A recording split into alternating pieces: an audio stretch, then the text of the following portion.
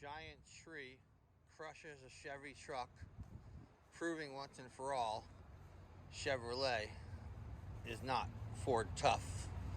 This happened on Riverside Drive in Toluca Lake, California. The truck definitely didn't win.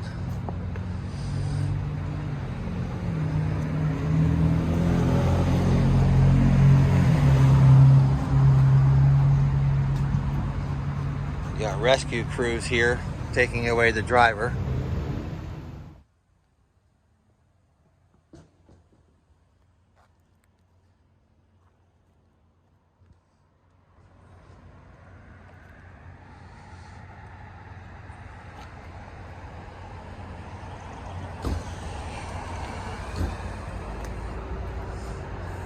This poor Chevy didn't stand a chance.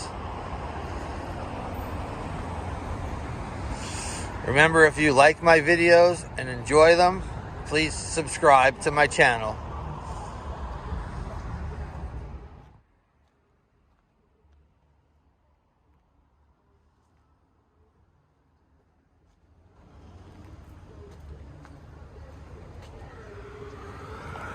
Massive tree down